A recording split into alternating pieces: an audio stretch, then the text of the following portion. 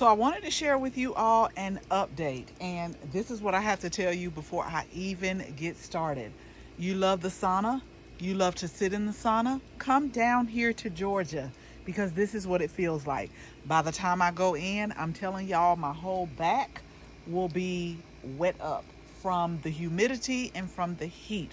It has been super hot over the last week or so, and I'm telling y'all right now, I am not complaining because I know that when it was cold I was like, ooh, please let it warm up. So you just got to take it as it come. Check on your plants. They'll be okay, they'll fare through.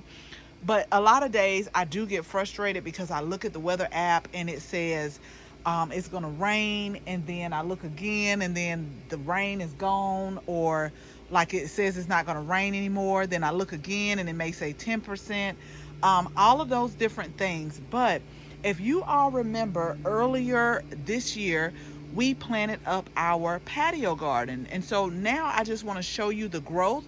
And the reason I want to show y'all this is because we got to do our feeding, but then we're also going to switch out a few plants that we have, and do like a midsummer sowing, so that will take us into the fall until we are ready to go.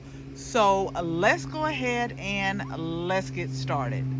Now I want y'all to stay to the end because I have like some plants that I need to plant, and I'm not gonna mess this patio up because if y'all have been following me for a while, it was a moment where I had plants everywhere. I was frustrated, Chris was frustrated.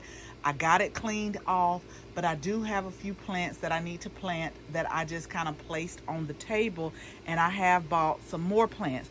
Now I'm gonna start over here with the Calla lily. This is a plant that we had, this is a new type of plant. This was really pretty. I got it last year, and I'm not sure the name. I'm not gonna lie to y'all, but it has like a purple and yellow bloom to it. They have not started blooming, but a lot of them are on the ground because before last week we did have a lot of days where it was raining, and so we had hard rain, and it kind of knocked some of the leaves over. But maybe they'll spruce back up. We'll see. In this container right here, I originally had anemone. I put some creeping Jenny in here, which looks like it's trying to take over. And then we had some columbine in here, and then a volunteer plant. I actually talked about this in another video. I forgot the name of what I call it, the trumpet tree. The guy that cut the trees down called it something else. But when I tell you these like have seeds everywhere, and I have to pull them, and you need to pull them out, or I try to pull them out before that branch gets thick because it's super hard. There is a place that is over by Chris's workshop where one is getting big, and I'm like, Chris, you need to go ahead and pull it because it's going to be hard to get out once that branch and the root system gets thick. So we still have our bay leaves growing, and I actually this season potted them up. They've been growing up good. I cut back one where the trunk was kind of brown, but eventually, not this season, maybe not next season either, eventually I'm gonna put this in an even bigger pot. But sometimes I will come, and it's just so convenient to be able to come and just harvest some of the leaves here from this bay leaf. And like I shared with a lot of people, like these turn into actually trees, but since we have them in containers, it contains them. And then this is our cherry falls tomato. We've been harvesting a lot of cherry tomatoes in the garden, but this is our cherry falls, and I think I'm going to go ahead and do another round of these. I've really enjoyed these. They were really easy to grow. They're in this container right here. They're 4 containers, and this is what I share with people. Like, if you don't have a lot of space, you have a container, you can still grow. And this is just like confirmation. Now they're a little heat stressed right now. Y'all don't worry about it. We've already watered them. But a lot of times during the heat of the day, a lot of your plants will look like they are wilting, but that is just their mechanism of like conserving the moisture that they already have. But I'm going to come in and I'm going to pick a few more of these cherry fall tomatoes, and I think I'm going to plant one more round that will take us until the fall season. Now over here, we've been harvesting catnip. I've actually dried some. And then these are our wallflowers that give a really sweet scent. I shared in another video in the past where I deadheaded all of them. They've rebloomed, but we're gonna cut them back again. And then we're going to hopefully have another one more bloom session that leads us into the fall. And then we have our rosemary right here. Now we have a lot of herbs on the patio, y'all, because I really enjoy not having to walk so far, come back and or come out here whenever I'm cooking. So I'll come out, harvest whatever herbs I need. I'll share with you some other ones in just a second, and then we can go back in. Now we still grow herbs in the herb garden, but this is just so convenient being directly outside of the back door, which is the kitchen. Now this is the one we're going to get ready to feed. I've also been harvesting a lot of tomatoes from here too. I gotta stop doing this. I don't know what variety this is, but I've been very pleased with it. This is a determinate tomato, and so it's going to put on all of the tomatoes, and then we're going to replant it with another one. But what I love about this one, and I'm going to step back, I always step back to show y'all the size of the container. What I love about this, it doesn't take up a lot of space, but you still get a lot of tomatoes during the season. And so we're gonna plant another, we'll probably plant another type of a container tomato. I got a lot of seeds for container tomatoes. So again, I'm not sure what this is, but I really enjoyed it. Our garlic chives are doing well, and then our marigolds. So if you're new to the way we garden, I always like to do vegetable, flowers, herbs as much as I can. This was the pussy willow tree, and it was so beautiful when it first started out. Now what I can tell you is we've had a lot of Japanese beetle damage, a lot of Japanese beetle damage here, and so it seems like they've left them alone for a little bit. But I'm going to just kind of, this is supposed to be a weeping pussy willow, so I'm just going to probably just clip it back just a little bit, not a lot. But it is a showstopper like in the springtime. So here's our other container, and I'm so happy to report to y'all. Let me tell y'all, if you buy bell peppers and you buy like a particular variety, the plant, if you buy a particular variety that, you know, whether it's yellow or whether it's purple, whether it's red, it seems like it takes forever to start changing colors.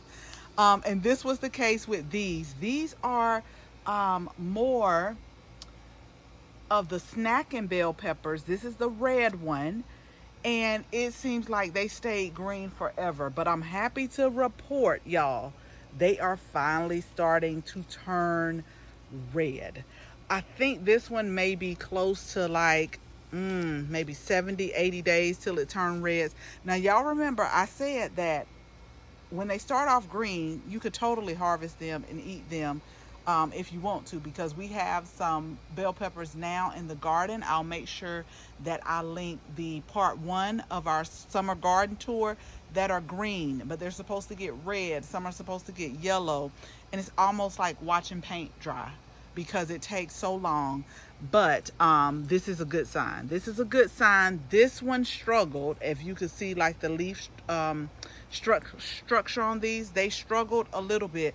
These were I want to say these were the kitchen mini bites, and they came in, or they come in red, yellow, and I want to say orange. I do know red for sure. And so these are a great way to get started, like if you're thinking about starting a garden, and they're really easy to grow once they start.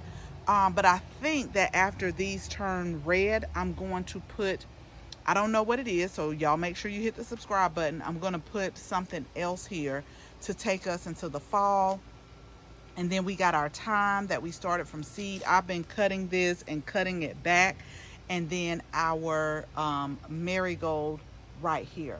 Now remember, I told you we keep a lot of herbs on the patio. So this is the lavender. I love this for the smell. The other day I deadheaded all the spent lavender blooms right here. But this is one that is good for like southern climates. It takes the humidity, because when you think about lavender, you think about a Mediterranean climate, and so it doesn't like a lot of humidity, not a lot of moisture. And I've always had the best of luck when I plant lavender in containers, although the ones I planted out in the rose garden in containers, they did not make it because we had rain for about 2 weeks straight. I didn't complain, y'all, because I was like, we need the rain. But now it was just too much moisture for them. So I'm going to try to find this variety again. I want to say this is like a Munstead lavender, because the one that I've had for 2 years now, it comes back every year after I cut it. And then this one has came back since last year. This is the oregano right here. It's starting to flower. I do need to cut it back, but within this area we have Greek oregano and we also have Italian oregano.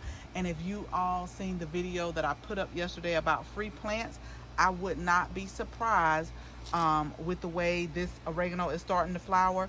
I would not be surprised if we have some pop-ups over here in this bed right here. And then we have some chives right here. And I got 2 climbing roses that I need to put on the trellis that's in the rose garden. So y'all be sure to hit the subscribe button so I can share with you when I do it the type it is. But these really need to go in the ground pretty soon. So over here, these are just like some random plants. This one I particularly did want on the on this table. It is a geranium. It's a really pretty color. If the color is coming through, I need to clean it up, but I do see some slug damage on the leaves, so we'll put our sluggo right here. And then these are like the miniature roses that are right here that I just wanted to move out the way. We're probably going to pot this up and then find somewhere to put this a little bit later. We got our 3 plants right here. During the spring, they have some pretty purple flowers. I probably need to pot this up too. We got our fuchsia right here that's been blooming. The ones on the front have been blooming as well. I just love these flowers because they really remind me of like a ballerina when they're blooming. Maybe y'all can see this one a little bit better. And then I was actually wanting to keep this right here. This is the culantro because I was going to try to get some seeds off of this one. I've been saving a bunch of seeds. I got to collect seeds for our calendula and some more. So I've been trying to save seeds, but this is my little table that I need to pay attention to over here. Oh, but really quick before I show y'all. So I finally got the fountain right here set up. I was cleaning out the garage and I'm like, you still got this in the box. Set this up. That's all I did was set it up, and I put it by the outlet. But this was like a clearance find last year. And so, side note, y'all, a lot of things that I get for the garden, I wait till about October, November, right before they're about to put out the holiday items, and they'll mark down a lot of the things. So this is how I get a lot of my garden things. I did not pay very much for this, and so when we finally get everything done and sit out, I'm going to plug the fountain up because I just love the sound of like running water or the fountain or like bird sounds. It's very relaxing, especially if you can get these mosquitoes up under control.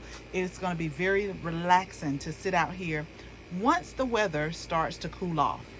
Okay, so finally, these are my random plants that I have to plant. These 2 are coffee plants that I need to plant up. And when I plant them up, I'm still going to keep them out here, but they've been doing really good. If you can see the new growth on here, they've been doing well, but I want to give them the same conditions, and then I'm going to bring it in to the house like I do a lot of our plants that can't necessarily take like the cold weather. I'm going to bring them in the winter time. So I may have one inside now, and then I may have one outside. We'll see. Y'all stay tuned. I just hurt myself on these hold on. I just hurt myself on this dragon fruit here. This is supposed to be a patio dragon fruit out, and I just did it again, that I picked up at the garden center. Oh, but I got to repot. I remember putting this on the register with the lady, and she was like, I'm not touching I'm not touching that, because yeah, I just got stuck like twice. So this is supposed to be the patio dragon fruit, and I'm eager. I know I'm gonna have to bring it in. Just being in Georgia Zone 8A, I'm gonna have to bring that in, but it will be nice to be able to harvest dragon fruit, because I'm gonna tell y'all this, I really love the yellow dragon fruit. I've been getting it, but the yellow dragon fruit in general is very expensive at stores. So it would be very nice if in a few years I can have dragon fruit right in the comfort of my own home. And then I have some phlox that I bought at the garden center, and this has been getting eaten up. We have one that's in the garden that's doing well, but yeah, this is the cupia. I hope I'm pronouncing it right. It's really pretty, and I love the blooms, but I'm going to have to go ahead and do some pest management on this. And then this is the curry plant. I normally get one of these each season. They smell so good. You can use this like in your salads and things like that, but I just love like the smell of it. And this is a new one, y'all, that is it grows in Florida, and I don't have it under the right conditions right now, because it grows alongside like water. So I got to keep this really, really, really, really saturated, and I'm going to do a better job because I'm going to pot it up. But this was called the pond apple. Y'all look it up. It had a lot of different benefits to it. I've never had it before, but y'all know I'm always one to try new things, new plants. But if I want to keep this going, I probably better give it the right conditions and put it to where it can like stay saturated all of the time. And one last thing, since I lost one of my key limes this winter, it was because of me. I did bring it in, but I didn't do right by it. I didn't water it like it should, so I had to get a new one. So we're going to go ahead and we're going to pot that one up, and I'm going to do right by this one. That's why I said, y'all, sometimes I'm not going to blame the plant. Sometimes it's me. It's me. I'm one to take full accountability. It be me sometimes. So we're going to get that planted up, and we're going to take care of this one. Because some of our citrus plants that we do have in the pots right now that's behind the herb garden, they're starting to make fruit. So I can't wait until the fall and the winter time to be able to have my own fruit. I saw something the other day on TV that was very disturbing to me, but we'll talk about that on another video. Okay, y'all, so I really just wanted to share with you the update, but also encourage you that even if you have a small space, even if you have a patio, you still have the capability to grow. What you have to do is know your growing zone, know your first fall frost, know your last spring frost, know the amount of sunlight that comes to the area, and then you can make adjustments according to that. So I hope this video was helpful, and make sure you hit the subscribe button. We'll talk again soon. Bye, y'all.